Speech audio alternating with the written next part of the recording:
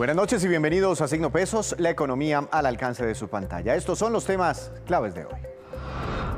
Deuda pública disparada. Un informe de la Contraloría General encontró que entre los años 2020 y 2021 la deuda pública aumentó en 137 billones de pesos. ¿Qué tan sostenible es este ritmo de endeudamiento? En segundos hablaremos con el Contralor Delegado Carlos Castillo. Rechazan propuesta de impuesto al tabaco. La Federación de Departamentos consideró inadecuado gravar con más impuestos a los cigarrillos, que es una fuente de ingresos para las regiones. Advirtieron que eso puede traer consecuencias negativas. Sector turismo pide mantener beneficios. Las agencias de viaje iniciaron su congreso anual y le pidieron al presidente Gustavo Petro ayudar a las empresas de este sector a consolidar su recuperación. En minutos hablaremos con su vocera Paula Cortés Calle. Bienvenidos a Signo Pesos. La Contraloría General presentó hoy su informe sobre el balance de las finanzas de la Nación para el año 2021. Allí se habló de un preocupante crecimiento en la deuda pública. Doctor Carlos David Castillo, Contralor Delegado para la Economía y Finanzas Públicas. Buenas noches, bienvenido a Signo Pesos. ¿Cómo ha estado? Buenas noches, Víctor. Muchas gracias por la invitación al programa del día de hoy. Muchas gracias a usted por atendernos. Antes de hablar de las cifras y de comentárselas a nuestros televidentes, ¿coinciden esos balances, esos datos, esas cifras que ustedes están entregando hoy con las ya reportadas por el Gobierno Nacional? Sí, estas cifras coinciden. Nosotros como Contraloría llevamos también un registro de la deuda. Son cifras que son coincidentes y que dejan ver la magnitud del aumento en la deuda en el país en los últimos 2 años. Estoy viendo el reporte y me llama la atención que todo el endeudamiento del sector público superó los 870 billones de pesos. Casi que estamos, no sé, llegando al 80, al 90% del PIB colombiano cuando nos referimos al endeudamiento. ¿Cuál fue el crecimiento durante el 2021? Bueno, en el 2021 efectivamente llegamos a un nivel, si tomamos todo el sector público consolidado, es decir, gobierno nacional, departamentos, municipios, etcétera, llegamos a un nivel de los 875 billones, como usted menciona.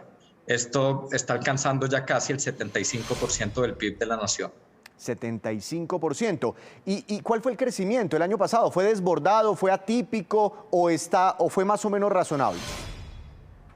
El crecimiento fue alto, fue alrededor de un 19%. Esto, digamos que en términos brutos son 137 billones de pesos de deuda adicional para el sector público colombiano. ¿Y por qué ustedes saben las causas? ¿Por qué se llegó a ese endeudamiento? ¿Por qué tanto el gobierno nacional como los entes territoriales pidieron más plata prestada? Sí, indiscutiblemente el efecto que más incidió en este aumento de la deuda pública fue la pandemia.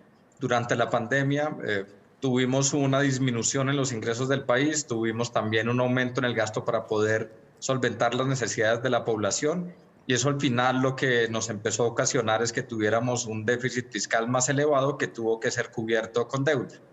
Adicionalmente, si uno tiene en cuenta que hemos tenido una devaluación a lo largo del año bastante alta, lo que termina pasando es que esa deuda que tenemos en dólares, su saldo aumenta. Eso también ha incidido bastante en este aumento de la deuda del sector público colombiano. Ah, claro, lo que pasa es que muchas entidades y el gobierno nacional a veces cuando salen a pedir plata prestada aquí en Colombia no encuentran recursos suficientes, entonces tienen que ir al extranjero a pedir plata prestada. ¿Usted tiene como ese balance? ¿Qué porcentaje es deuda externa e interna?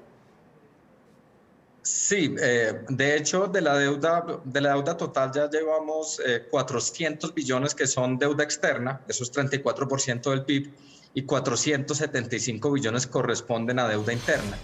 Una de las causas que ha hecho que esa deuda externa suba bastante con respecto en proporción a la interna es que durante la pandemia, por la disminución de tasas en el exterior, fue más fácil para el país endeudarse en esa moneda como el dólar. Sin embargo, ahora con la devaluación lo que vemos es que esos saldos van subiendo considerablemente. Claro, claro, porque imagínese, una cosa era pedir plata prestada cuando el dólar estaba a 3.700 y ahora está en 4.400. Esa deuda se vuelve mucho más grande. Ahora, estas cifras de endeudamiento de todo el sector público son históricas, no solo cuando las miramos nominalmente, sino cuando las comparamos y las contrastamos contra el tamaño de la economía. Sí, el nivel de deuda que tenemos actualmente es el segundo más alto en la historia, porque pues realmente, bueno, mentiras, no, sí, es el más alto de la historia, perdón, sí es el más alto. Claro, no, lo que pasa es que hay unos datos que se desagregan. Una cosa es la deuda del gobierno nacional central y otra cuando sumamos Exactamente. todas las regiones. Ahora, ya viendo estas cifras, ¿cuál es el llamado que hace la Contraloría? Bueno, el llamado que hace la Contraloría es a que estemos muy atentos a las variables macroeconómicas. Tenemos que empezar a mirar cómo tener unas finanzas más saludables. Tenemos que fortalecer los ingresos del país, optimizar los gastos para ir cerrando esa brecha y lograr así contener un poco esta subida de la deuda. Adicionalmente, lo otro que nosotros estamos viendo es que tenemos que empezar a bajar esa deuda externa porque quedamos demasiado expuestos a los cambios abruptos en el valor del dólar, que es la situación que estamos viendo hoy en día. Hay analistas, igual esto nadie sabe, ¿no? Nadie sabe para dónde va el dólar, pero hay analistas que contemplan inclusive la posibilidad de que el dólar llegue a 5.000 pesos. Si eso llegara a ocurrir, me imagino que sería un golpe muy fuerte para las finanzas públicas de la nación mirando este tema del endeudamiento, ¿no? Sí, de llegarse a tener un nivel de ese estilo, el impacto sería muy alto en las cuentas nacionales, en la parte de deuda, porque lo que termina pasando es que todo el saldo que tenemos actualmente, esos 400 billones que les hablaba ahora en deuda externa, empiezan a costar mucho más. Y eso no solamente es en el saldo total, sino que como los intereses también se pagan en dólares, pues vamos a tener que destinar cada vez más recursos del presupuesto general de la nación para pagar los intereses en dólares.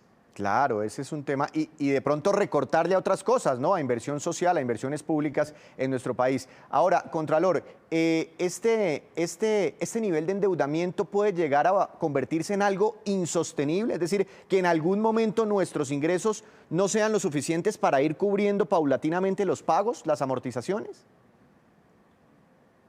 Sí podría ser, por eso es muy importante que estemos atentos y monitoreando todas las variables macroeconómicas que influyen en ese valor de la deuda.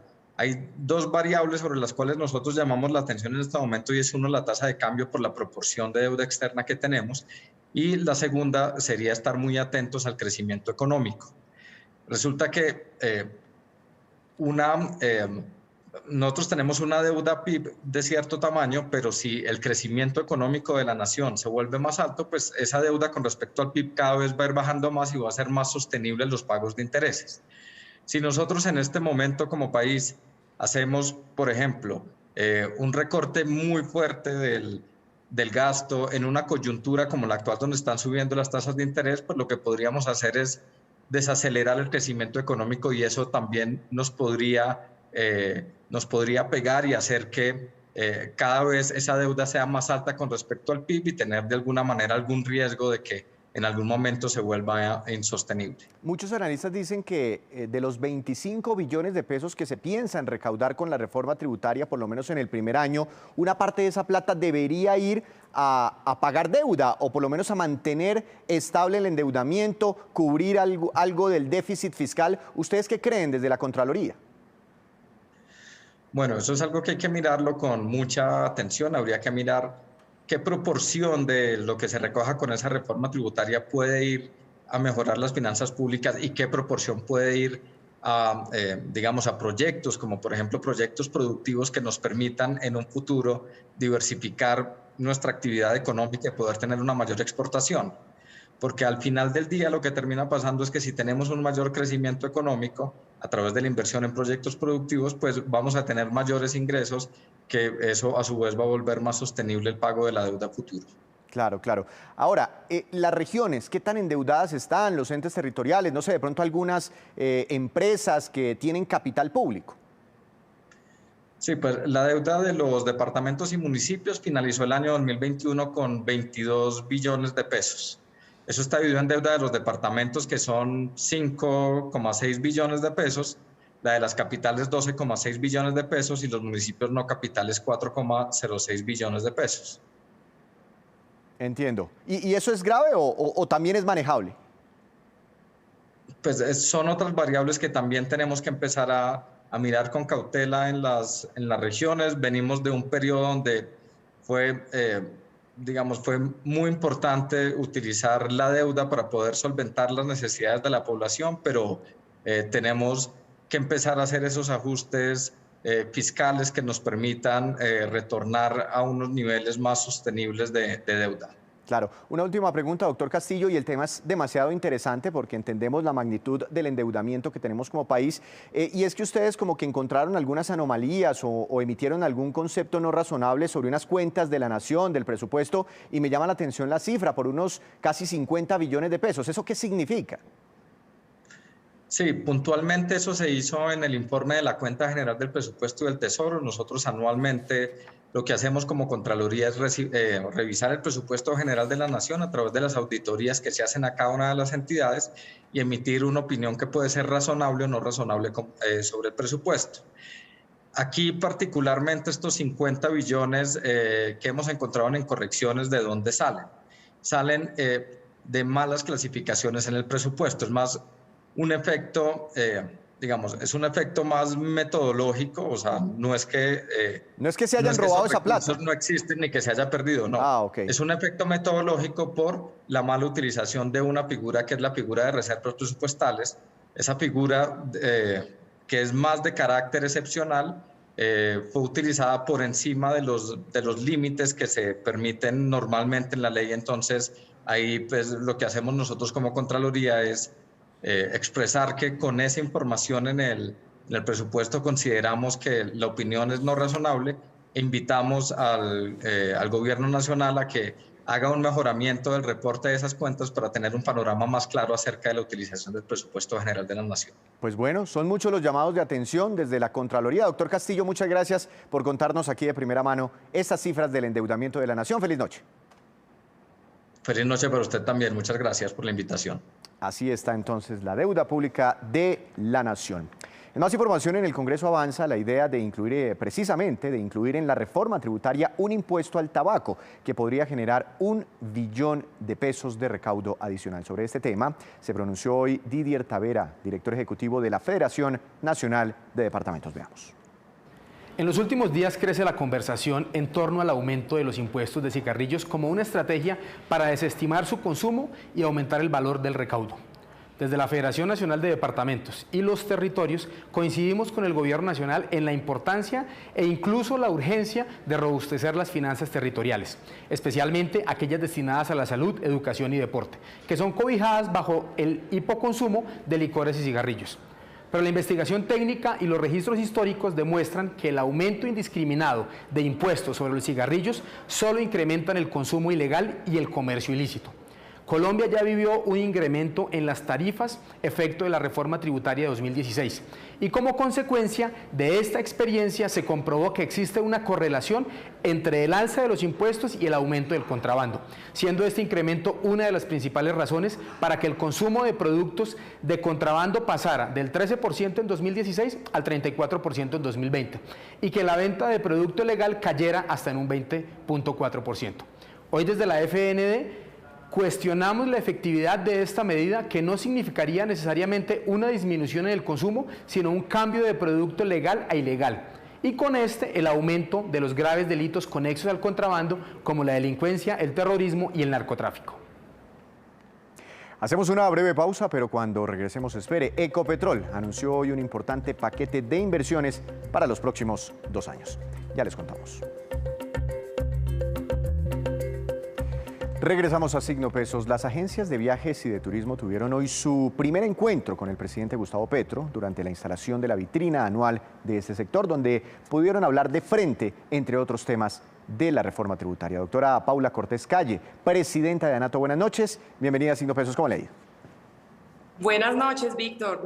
Muchas gracias por esta invitación. Doctora Cortés, ya frente a frente con el nuevo gobierno, con el presidente Petro, ¿cuál fue la preocupación que usted le manifestó sobre la reforma tributaria? Bueno, Víctor, estamos en el Congreso número 26 de las agencias de viajes aquí en la ciudad de Bogotá. Después de 12 años estamos en la capital y tuvimos la oportunidad de darle la bienvenida al nuevo gobierno. Estuvo el presidente Petro haciendo el acto de instalación, lo mismo el ministro de Comercio, Industria y Turismo, Germán Umaña, y también la alcaldesa de Bogotá, el sitio sede invitado para el Congreso de ANATO. Le manifestamos al presidente pues varias preocupaciones. Primero, hablar sobre la informalidad. Es un tema que es importante llegar a tomar acciones en lo más pronto posible, porque necesitamos formalizar gran parte de nuestro sector y obviamente uno de los actores importantes para esa formalización también tiene que ser la Superintendencia de Industria y Comercio. Otro tema que también hablamos es la seguridad, la paz. Por supuesto, son los que atraen el turismo al país y poder viajar por nuestro territorio de manera tranquila. Y uno de los temas también que le manifestamos la preocupación ha sido pues la presentación de la reforma tributaria y la eliminación de las exenciones que tiene el sector turístico y pues que tema que nos preocupa para llegar a ese número de los 12 millones de visitantes extranjeros que se piensa tener para este cuatrenio. 12 millones es multiplicar por cuánto frente a lo que tenemos hoy, porque creo que todavía no estamos pasando de 4 millones. Sí, así es. O sea, en el 2019 cerramos con 4.5 millones de visitantes extranjeros. Veníamos pues de un crecimiento de los últimos 15 años, después de pandemia, pues totalmente cerrados. Y en este año estamos llegando, consideramos que a final de este año estaríamos llegando más o menos a 3.5 millones de visitantes extranjeros. Y por supuesto, la apuesta es muy grande, la apuesta de este gobierno y estamos dispuestos a trabajar de la mano para que sea así, y tiene que ser, por supuesto, con ProColombia y, por supuesto, también con todo el apoyo de las agencias de viajes en todas las ferias internacionales para hacer esa atracción de turistas. Pero para hacer esa atracción, pues claramente necesitamos seguir con los incentivos tributarios que tenemos hoy en día y necesitamos también tener lo que hablé anteriormente: seguridad, paz, formalidad, infraestructura, conectividad, pues para poder seguir creciendo como lo veníamos haciendo. Claro, no, y uno ya ve el aeropuerto El Dorado casi que colapsado. Imagínese traer el triple de turistas, pues no sé, me imagino que habría que duplicar o por lo menos crecer mucho nuestros aeropuertos, en fin. Pero me llama mucho el tema de atención, el tema tributario. ¿Cuáles son los beneficios que tienen ustedes que se retirarían con la reforma tributaria y que pues está generando preocupación y que se lo manifestó hoy usted al doctor Petro?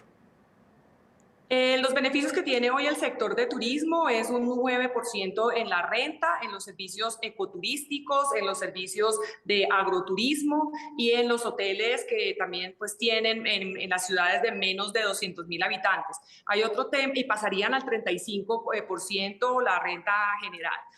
Ahí hay dos temas también muy importantes que son lo que tiene que ver con los cruceros, todo el transporte de las navieras que están asentadas en Colombia. Hoy en día tienen una renta del 2% y pasarían al 35%. Eso claramente desestimula que nuevas empresas navieras vengan a nuestro país y quieran asentarse en Colombia para hacer movimiento de pasajeros pues vía marítima. Y por último, pues le ayuda a las aerolíneas privadas que tengan tarifas en igualdad de condiciones como lo tiene Satena, la aerolínea del Estado, en lugares apartados de Colombia. También dejarían de tener los incentivos según la reforma tributaria que está presentada en el Congreso. Entonces, pues manifestamos esas preocupaciones.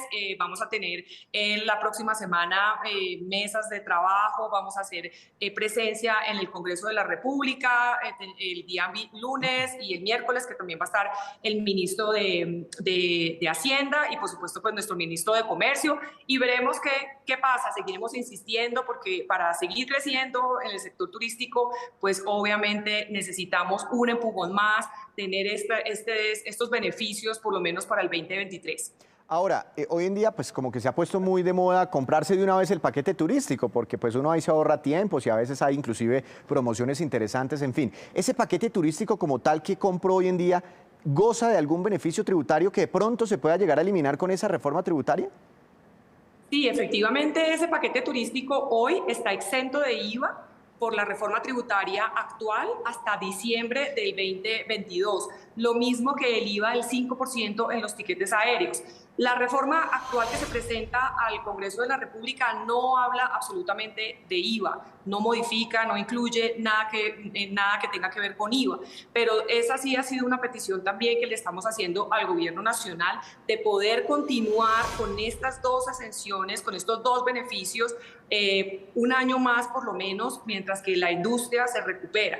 Si no es así, a partir de efectivamente enero del 2023, pues los paquetes turísticos volverían a tener el IVA del 19% y los tiquetes aéreos también un 19%, que hoy gozan del 5%, y pues va a ser mucho más difícil tener movimiento de pasajeros, llegar a las regiones y poder seguir empaquetando y teniendo el crecimiento que tenemos hoy en día. ¿Cómo es el tema de los hoteles? ¿Cuál es el beneficio que hay para los hoteles? Pues porque, digamos, el turismo ha sido protagonista recientemente, antes de la pandemia, de la reactivación del consumo, inclusive del influjo de divisas hacia Colombia. Pues básicamente nosotros desde el sector de las agencias de viajes, Víctor, lo que vemos, ya el sector hotelero también tendrá sus consideraciones directamente con el Gobierno Nacional, pero de cara a las agencias de viajes, como empaquetadores de todos estos productos y servicios, nos preocupa mucho quitar el beneficio que tenemos hoy tributario y que tienen los hoteles de ciudades menores de 200.000 habitantes, y pasar la renta al 35%. Eso impide que venga capital extranjero, que haya más movimiento de inversionistas a nivel nacional en esos destinos turísticos o en esas zonas del país donde hoy en día pues no hay una infraestructura hotelera importante. Entonces esa preocupación se la trasladamos también al Gobierno Nacional, y esperamos pues obviamente una revisión sobre el particular. Ah, ya le entiendo. Hay zonas del país donde los hoteles tienen una tarifa de renta más bajita y eso les permite cobrar más barato. Ahora, usted señaló inicialmente el tema de la informalidad en el sector y a mí me pareció entenderle, no sé usted que tuvo ahí al presidente Petro más cerquita, me pareció entenderle a él que estaba haciendo como un llamado para que los hogares también prestaran este tipo de servicios al ladito de los grandes hoteles y bueno, digamos del turismo formal. ¿Usted qué entendió de esos mensajes? Bueno, sí, efectivamente lo que quiere es diversificar la oferta, pero creo que tendríamos que entrar a hablar, y precisamente el sector hotelero en particular, porque pues hay que hacerle entender al gobierno, voy a explicarle un poco más al presidente de cómo se manejan los registros nacionales de turismo en Colombia, y poder también incluir este tipo de viviendas. Él hablaba sobre especie de viviendas que podrían ser viviendas turísticas que hoy en día tenemos reglamentadas en el país y obviamente son utilizadas tanto por las agencias de viajes como comercializadas por los hoteleros. Entiendo. Una última pregunta, doctora Cortés. Me pareció entenderle también que usted está preocupada por cierto tema relacionado con las aerolíneas, que son fundamentales para su negocio, para el turismo. Hemos visto que hay una de ellas, por ejemplo, que prácticamente ha dicho que si no la rescatan o no hay una fusión con Avianca, me refiero al tema Viva, se podría quebrar esta aerolínea, que están pasando momentos financieros difíciles pues por la inflación, bueno, el dólar caro, el costo del petróleo. ¿Cuál es su preocupación sobre las aerolíneas particularmente? Particularmente, Víctor, lo que le hablamos al presidente es por la quiebra de las aerolíneas. El ejemplo más reciente en la pandemia fue la aerolínea Interjet, una aerolínea mexicana que llegó a nuestro país, y la aerolínea se quiebra en Colombia y en México igualmente, y esa obligación quedó en manos de las agencias de viajes de cara al consumidor. Entonces la preocupación que le dijimos al presidente, que queríamos una mesa de trabajo, una vez poderles explicar cómo se maneja el tema interno en Colombia, es precisamente que busquemos unas reglas claras, una cancha equilibrada para el sector aéreo, para las agencias de viajes de cara al consumidor, y no que cuando pase esto, como pasó con la aerolínea puntualmente Interjet, sean las agencias de viajes las que tengan que salir a responderle al consumidor, cuando nosotros somos intermediarios y obviamente el dinero lo tiene directamente la aerolínea. Ese fue el tema puntual que precisamos en el discurso de hoy. Doctora Cortés, muchos éxitos. Muchas gracias por estos minutos. Que le termine de ir muy bien con esa vitrina de ANATO. Muchas gracias, Víctor, un abrazo y gracias a ustedes por estar pendientes siempre y hoy en el Congreso número 26 de la Asociación Colombiana de Agencias de Viajes y Turismo, ANAT. Así fue entonces el primer encuentro entre el gobierno nacional y este gremio de nuestro país. Hacemos otra breve pausa, pero ya les contaremos datos muy interesantes sobre el consumo de videojuegos aquí en nuestro país. Ya volvemos. Regresamos, volvemos a Signo Pesos con esta que es la cifra económica del día. Hasta 75 billones de pesos y corresponde a la inversión que hará Ecopetrol entre los años 2022 y 2024 para dinamizar la economía nacional. Según la empresa, este plan de inversiones incluye 6 billones de pesos que se destinarán a programas de gestión circular del agua, descarbonización, eficiencia energética y fuentes alternativas, es decir, lo que conocemos como la transición energética. El anuncio coincide con los 71 años de la creación de Ecopetrol. Felicidades a la compañía. Llega la hora de darle paso a Juan Fernández y a la información de las empresas que hoy se relaciona con una alianza entre dos de las compañías más importantes del país. Juan, buenas noches, adelante, su tema para hoy. Buenas noches, hoy voy a hablarle de energías renovables y cerveza y ese acuerdo entre la compañía del sector energético Enel y Bavaria para que la primera abastezca de energía renovable para el 100% del proceso productivo de la cervecera desde inicios de 2024. Ese es un acuerdo con una duración de 15 años y lo que hará Bavaria es contratar el suministro de su energía comprada para 7 cervecerías, 2 malterías y una fábrica de etiquetas ubicadas en diferentes ciudades del país. Es al final un tema de transformación sostenible, en este caso para producir ese 100% de sus productos utilizando energía solar, que vendrá entre otros de una gran parte de este proyecto en Guayepo, en Atlántico, y que tendrá una capacidad instalada de unas 221 megas, de los cuales 50% estaría dedicado al suministro para la cervecera. Juan, además de este anuncio de uso de energía solar, ¿Bavaria ha desarrollado otras iniciativas en esta línea? Sí, lo interesante al final es ver los resultados por países y lo que sucede en Colombia, sobre todo según ese índice. En la evaluación de la situación actual, 3 países han mostrado mejoras: Colombia, Brasil y Ecuador. Eso significa que Colombia se encuentra en una zona de evaluación favorable en ese aspecto, en ese indicador. Pero en el general, sumando los 2 índices, hay desfavorabilidad. Colombia se ubica con 72,6 puntos tras haber perdido unas 23 unidades con el informe anterior. Y es Uruguay el país con el mejor clima para hacer negocios en la región. Sobre los cuellos de botella de los que le hablaba hace un momento y afectan el clima de los negocios, dice la Fundación que entre ellos están los insumos de la agroindustria, 35%, seguidos de la energía, 14%, y los chips y semiconductores, 13%. Otros insumos de la industria de procesamiento están por el 11%. Y esta, pues, es la movida de hoy, que es interesante porque deja ver cuál es el estado del clima de los negocios en la región. Pues muy interesante, Juan, muchas gracias. Empezaremos a tomar cerveza producida con energía solar. Ahora nos vamos con estos que son los indicadores económicos que usted debe conocer siempre antes de irse a dormir. Tasa representativa del mercado, dólar, para mañana superó hoy la barrera de los 4.400 pesos. Mañana regirá una TRM de 4.407 pesos con 95 centavos, subió más de 27 pesos. El petróleo de referencia Brent para nuestro país tuvo una caída de 1,33%, se ubicó otra vez por debajo de los $100 por barril. El precio interno del café colombiano bajó y quedó en promedio para mañana, bajó desde su máximo histórico. Para mañana queda en 2.525.000 pesos por carga. Índice MSCI Colcap de la Bolsa de Valores de Colombia subió 0,96%, acción más valorizada, preferencial de Cementos Argos, con una ganancia de 5,54%, y la acción que más cayó, Construcciones El Cóndor, tuvo un retroceso de 9,05%. Antes de despedirnos, los quiero dejar con este dato. La compañía Kantar y Bope Media reveló estos datos muy interesantes sobre el consumo de videojuegos aquí en nuestro país. 41% de los encuestados tienen una consola de juegos en su hogar, en su casa, y el 60% de ellos dicen que sí juegan en ella permanentemente. El 30% afirmaron que juegan a diario, inclusive el 61% lo hacen para pasar el tiempo. 25% juegan hasta completar todo el nivel, todo el juego. Y el 24% juega para alejarse de la realidad. Así terminamos por hoy, pero los esperamos mañana con una nueva emisión y con toda la información económica que usted necesita saber. Esto es Signo Pesos, la economía al alcance de su pantalla. Que tenga una feliz noche.